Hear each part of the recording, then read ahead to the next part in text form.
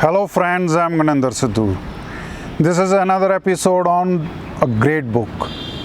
The Book of Secrets, 112 Meditations to Discover the Mystery Within by Osho.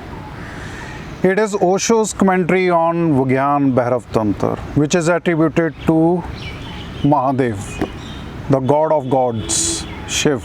In lieu of previous episodes, we got great feedback. And even we got requests to do more such episodes on these meditations, these techniques. And so I'm here with another episode on this wonderful book and these wonderful techniques, which actually have the potential to connect our own self with us. So we are here with another episode on this wonderful book and the wonderful techniques of meditations. First of all, I want to discuss that when I went through this book, I realized some very positive and healthy transformations in me. First change that I am seeing in myself is that I have started experiencing the life directly. Even if I am reading a book, I instead of trying to extract knowledge or wisdom from that book, I try to get direct experience of that book. For me now, reading books is like visiting the places, to live the culture of that place, to be the part of the winds, the environment and everything of that place. So one thing that about which I feel so soothing about myself is that I am experiencing the life directly. Even today I am going to discuss the meditations which is about this thing. Actually the whole text is about this one, because as you remember that this book is about the question of Parvati to Shiv, that what is the wonders of this universe? What are your mysteries? And Shiv, instead of explaining the things, allows Parvati to experience those wonders. And even today's meditation techniques are about to experience the wonders, the magics of this universe. But we can only experience these wonders, magics of life and universe only if we inculcate certain qualities, if we elevate ourselves to the level of that thinking. It is like as if you want to understand Mahatma Buddha, Zen, Baba Nanak, Kabir, then you have to elevate yourself. Actually, it is not elevation, the word is self-actualization. These techniques are about self-actualization. Self-actualization that has been famously defined by Abraham Maslow. He says that it is the realization of our full potentialities, a kind of peak experience. And when we start getting such peak experiences, the fullest blooming of our potentialities, only then we can experience the wonders and magics of this life and universe. The beauty of this book and the meditation techniques of Shiv is that they don't only say that do this thing, but they also show the path to reach there.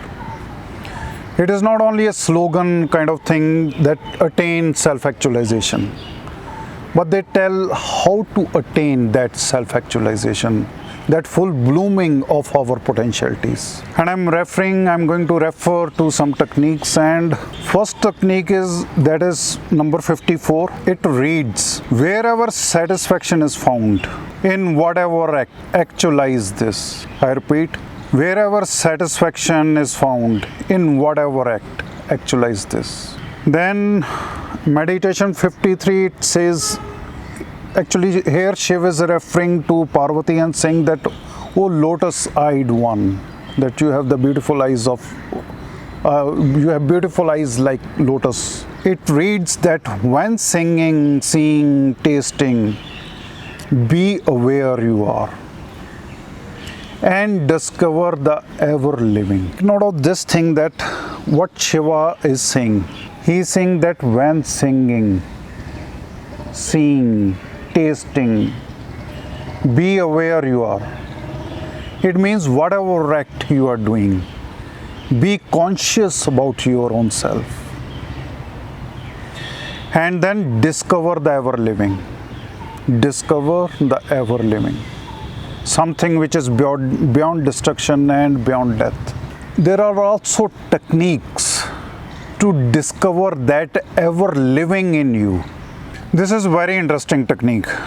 It says, its number is 64, and it says, at the start of sneezing, during fright, in anxiety, above a chasm, flying in battle, in extreme curiosity, at the beginning of hunger, at the end of hunger, be uninterruptedly aware. If you note this thing, that at the time of sneezing, or when we are in extreme fearfulness, when we have extreme curiosity or extreme hunger, then what happens? Our thinking mind, it stops functioning. And at that time, our self gets reflected upon us. We get in touch with our true self. It is like as if you are going in a car and car is about to meet a very fatal accident. Your breathing and your that thinking mind, it stops. Your whole awareness, it falls apart. But what Shiv says, that even at this stage, be aware. Just try at the time of sneezing that what happens. You in a state of a blast. For you everything stops. But even if at that moment you can be aware about your own self, then you will be conscious about your own connection. Another interesting meditation is, that is number 66. Be the unsame same, to friend as to a stranger, in honor and dishonor.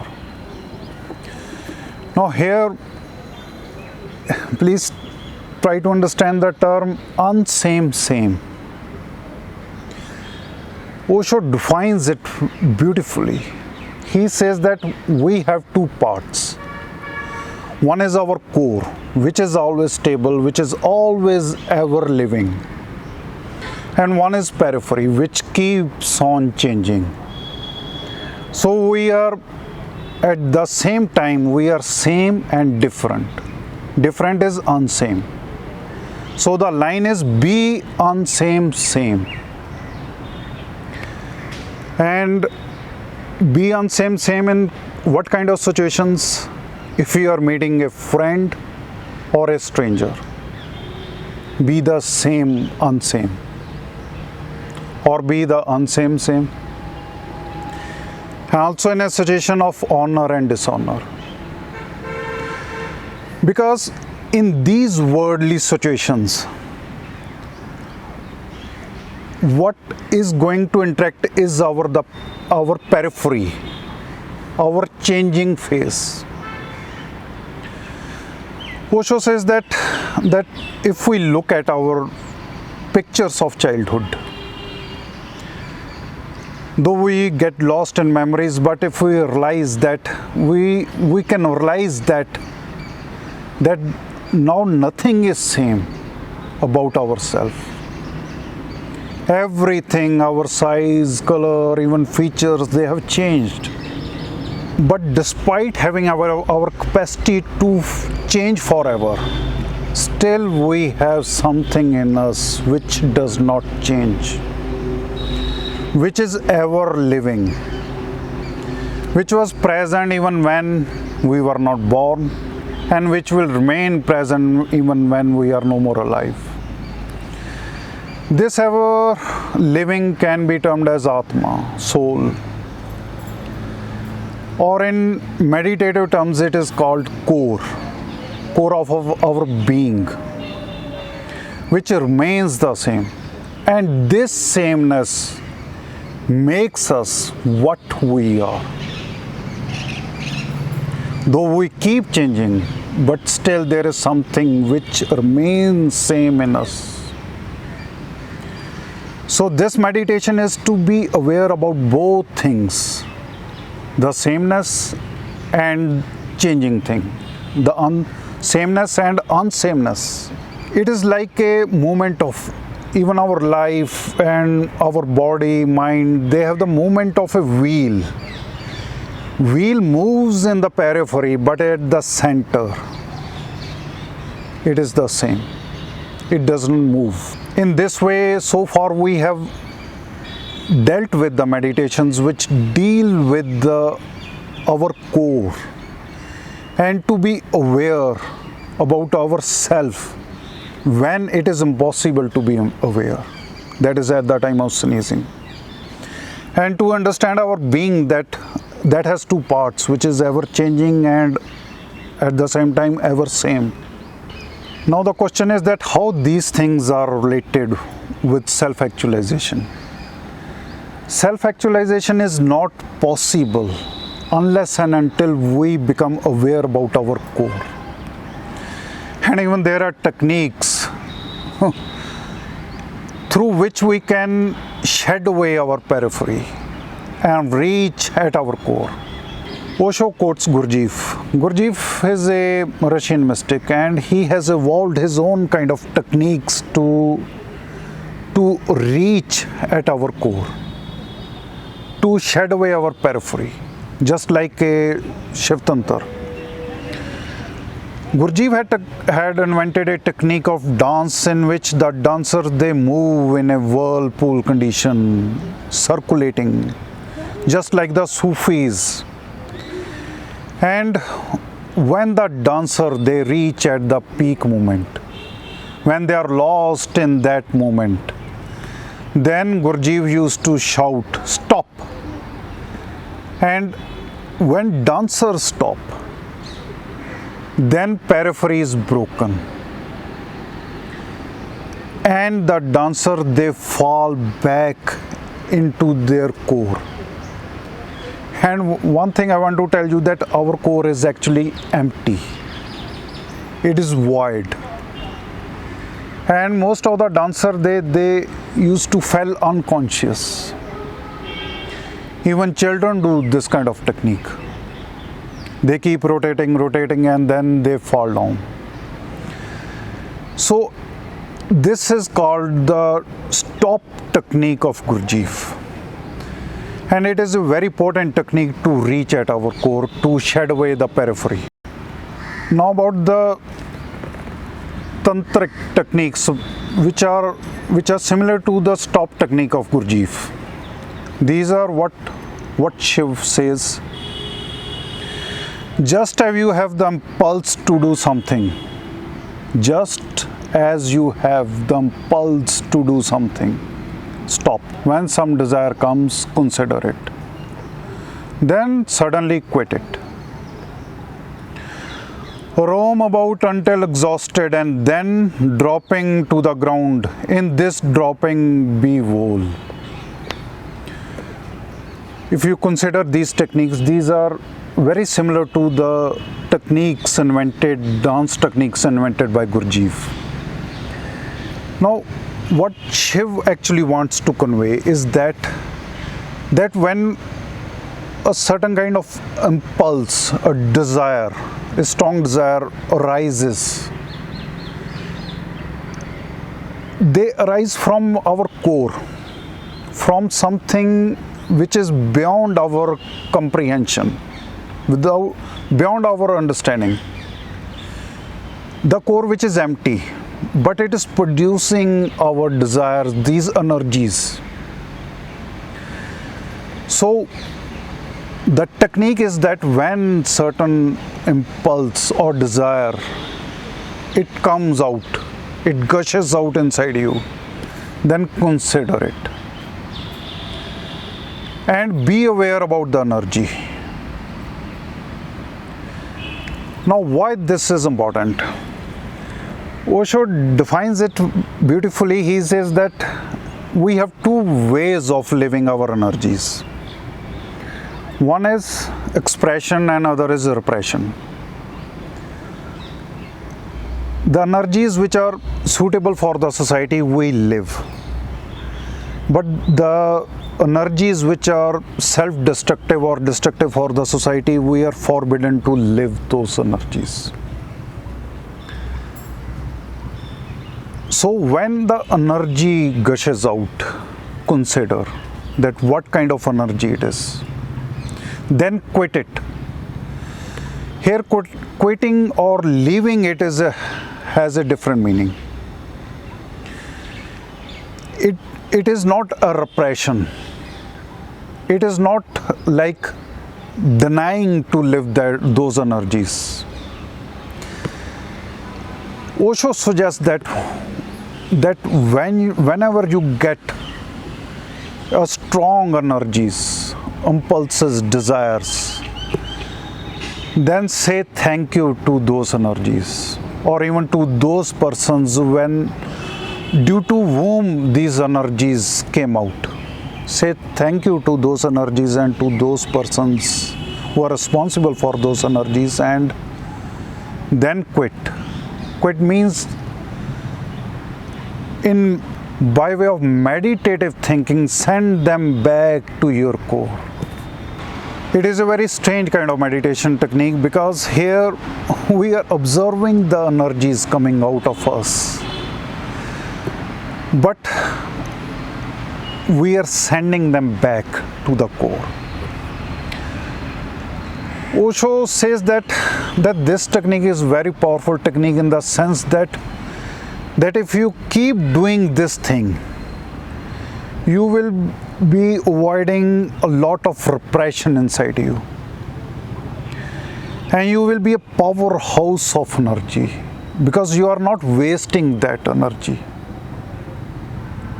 He says that children have tendency to have the storehouse of energy, because they don't live every energy, nor do they repress every energy. He says that even Buddha used to be a storehouse of the energy.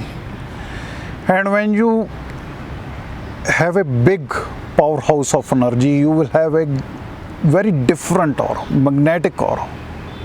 You will be always full of energy. Energy which itself is life. And I feel that this technique is important because we are so reckless, so extravagant in spending our energies. Most of the times we spend energies on frivolous and unrequired things.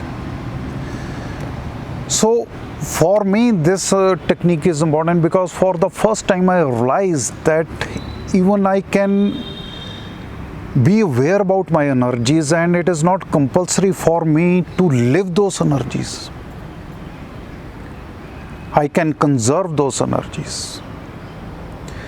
And it is a worldwide phenomenon, because everyone is saying that conserve energy.